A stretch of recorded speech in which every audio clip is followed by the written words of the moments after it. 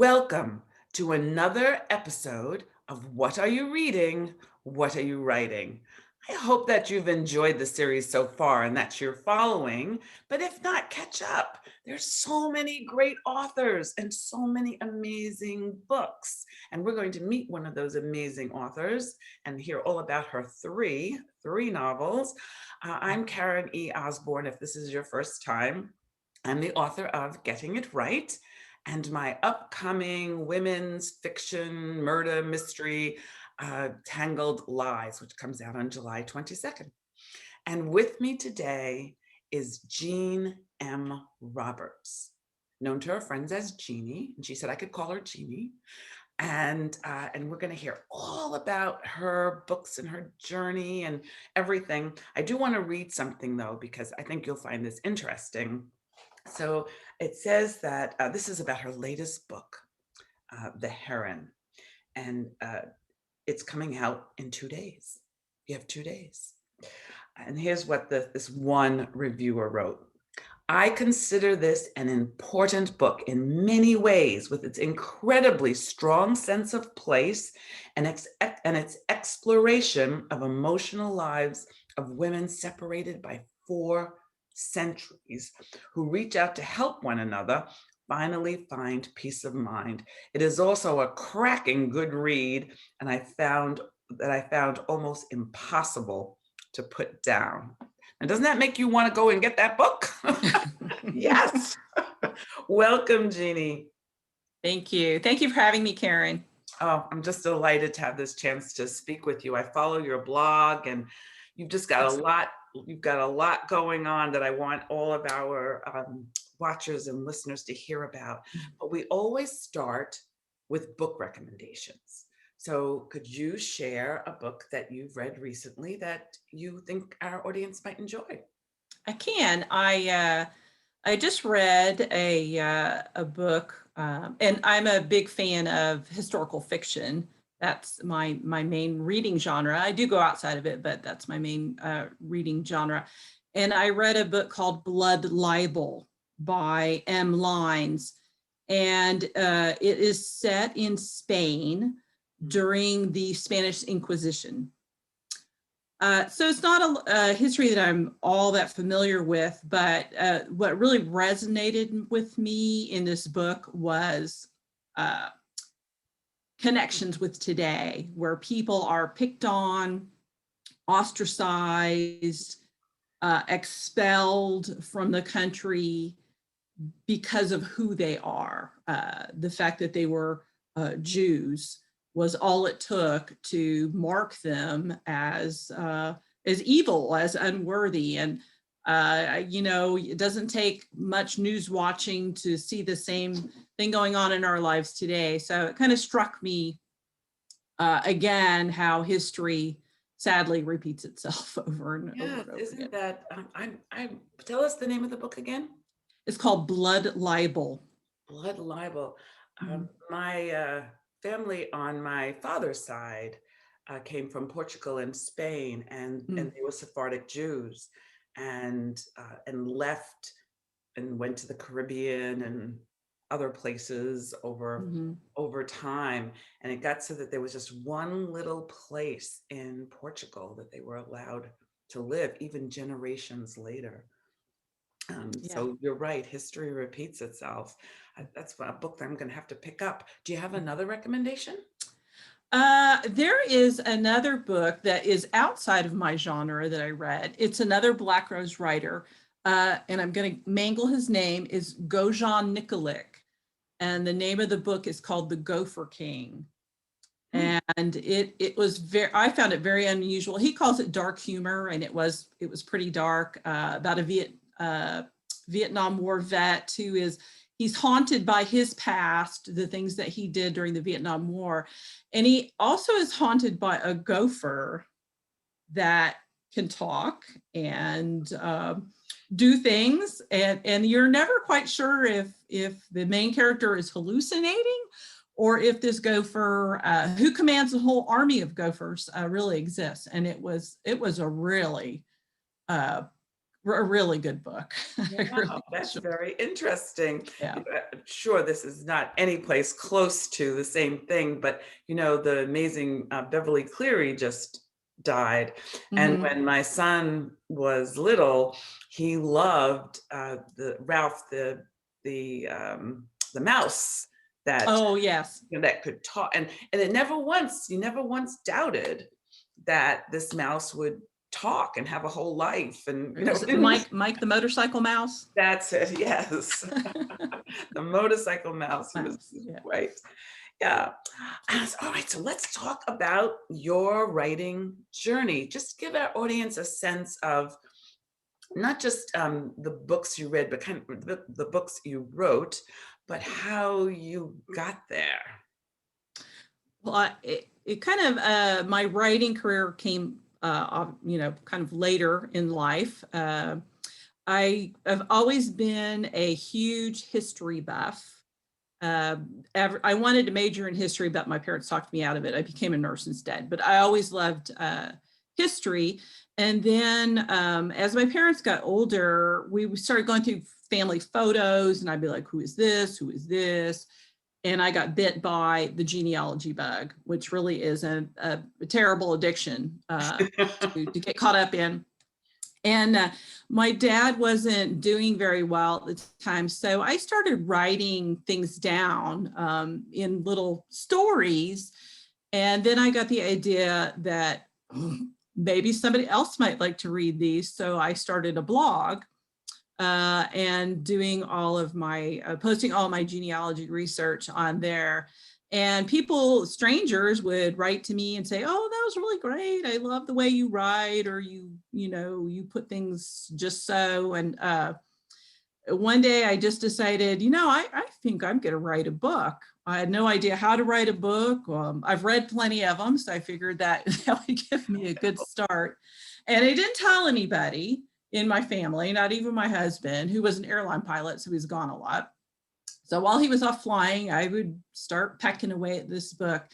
And it was just about finished before I finally said, "Would you read this and tell me what you think?" And people were like, "Oh yeah, this is really good. This is really good." So I went ahead and I did try to query it, but I got nervous. I'm like, no, it can't be possibly any good. So I just self-published it on Amazon. Mhm. And it did, it did as self-published books do on Amazon. But then I got the writing bug. So So what was the name of that book? What was the name that of one is called Weave a Web of Witchcraft, it? and it's based on real people, in a couple in Massachusetts in 1651 who were both accused of witchcraft. So it's a real story, and I based it off of their depositions, which you can still read today. It's rather chilling what happened to them. Then my second book, I decided I would tell my dad's family's story through the American Revolution. And they actually came from Ireland in 1720 and settled first in New Hampshire, and then they went to the Mohawk Valley of New York, and they were there for the last of the French and Indian Wars and during the American Revolution. And a lot of people don't realize how absolutely catastrophic the American Revolution was for the average New Yorker who lived on a farm, because they were so close to Canada, and the loyalists and the Indians would sweep down from Canada and just burn out farms, take women and children to Canada as captives for ransom or to use as slaves. And almost the entire Mohawk Valley was empty of people by the end of the American Revolution. It's really a chilling story. Hmm. So that was my book number two. It's And the name of that? Blood in the Valley. Blood in the Valley. And did you self-publish that one, or did you I did, so yes. self-publish both? Okay. Again, I dipped my toe in the querying pool and chickened out. Again, my writing confidence is not was still pretty low at that point. But again, it did really well. I got reviewed by the Historical Novel Society, which really boosted my, my self-confidence a lot. And then I started writing book number 3, and I thought this time I'm going to do it. I'm really going to try to get this thing published the traditional way. So, Yeah, and you succeeded. and I succeeded. Yeah, it's so funny as writers, rejection is hard. Mm. Putting yourself out there. These are people you love, these characters. These are stories, and now I'm gonna let somebody, "Oh, not my cup of Mm, tea," yeah. It's Not for me. not for me. It's Yeah. a very hard. It was only my son who encouraged me every time I get discouraged. He'd say, "Mom, it's a great book. Keep going. Mhm. Just keep going." So, Yeah, I don't think a lot of people realize how brutal the writing process is. I always say writing the book is the easiest part. yes, Comes after that. all that comes after. Yeah, Querying, the it is. marketing, Yeah. although I did love doing a book tour. That was, pre-COVID. That was like the most fun I ever had. Of course, it cost me, like $10,000.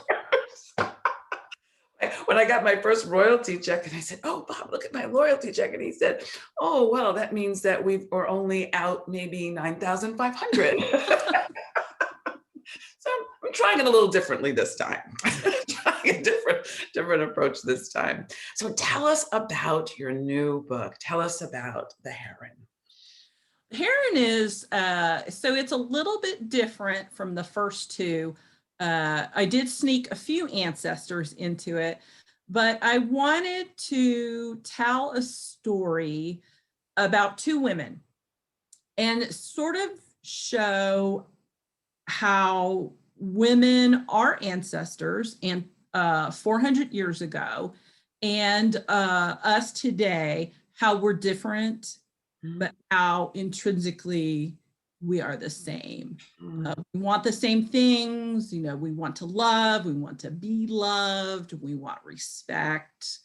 And so it's a dual timeline between a woman, a modern day woman who has been suffered abuse from a boyfriend, and she goes on a respite trip up to New England, and she encounters a ghost at the bed and breakfast where she's staying. It's 400-year-old building, and the ghost is a woman named Mary, who also suffered abuse at the hands of her husband. Uh, and they work together to sort of solve each other's problems. Hmm. And through it's not really time travel, but Abby, the main character in modern times, is able to see the past through the eyes of Mary, who is actually it turns out, is her ancestor. And so they share this genetic connection, which allows Abby to see basically 1691. And it's a 1691 in New Hampshire is a violent, theocratic, horrible place to be a woman. It's not a very nice place to be a man, but it's a really horrible place to be a woman.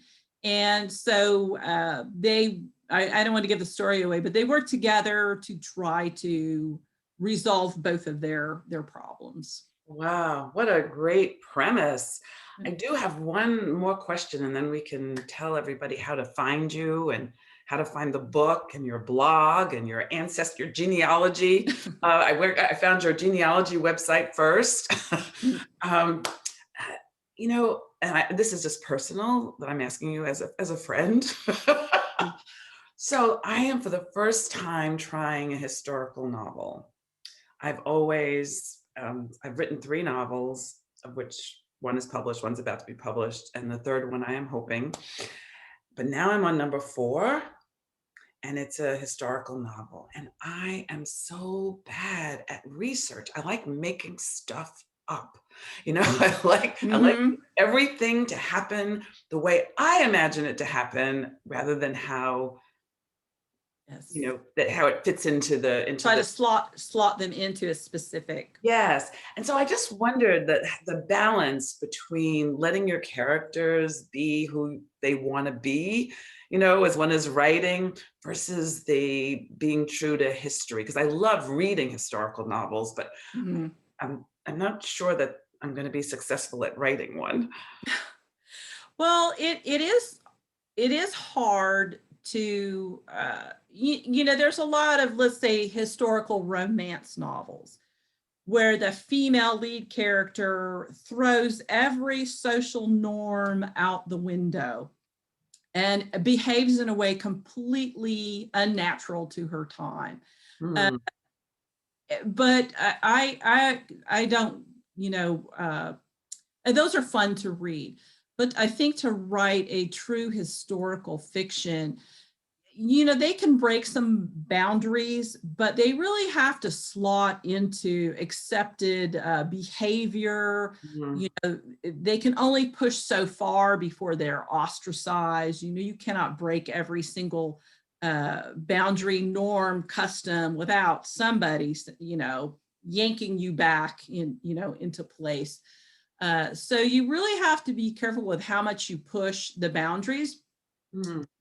I think to make them believable, uh, you have to make your reader feel like they're just like us, which is Hmm. what I tried to make my characters. They're smart, they're innovative, they like to have fun. They are just like us, only they lived in a different time, Different time. but they're not you know less intelligent or less interesting. And so I think if you create that character and make them really believable, you can do a lot with them. But always keep in mind the boundaries that people lived At that. in every particular time Yeah. period. Cool. That is very cool. And I And get lots of beta readers. and get lots of beta readers. Yes, I found that to be very helpful with all my books. I don't know Mhm. what I would have done without all my beta readers. Yeah. So I want to thank you so much. If folks are interested, can you show us the Heron? Can you show us your Oh, cover so yeah. everyone can see Very the proud of my beautiful cover. cover? Isn't that gorgeous? Look at that. That is gorgeous. So if folks want to find you, find out more about you, where can they go online to find out about you? I'm all over social media. So I'm on Facebook, Jean M. Roberts author on Facebook. I'm on Twitter at jroberts1324. I'm on Instagram, Jeannie1701. I actually have 3 blogs. uh, just because who doesn't need 3 blogs? But my historical fiction blog, where I do author interviews, written ones, and book reviews, is called The Book's Delight. It is thebookdelight.com, because the one with the S was taken. So it's just thebookdelight.com.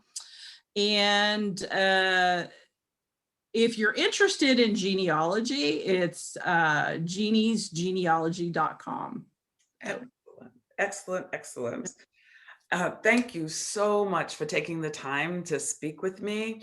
And I thank all of you for watching in to this latest episode. Don't forget, Jeannie's book is out in 2 days.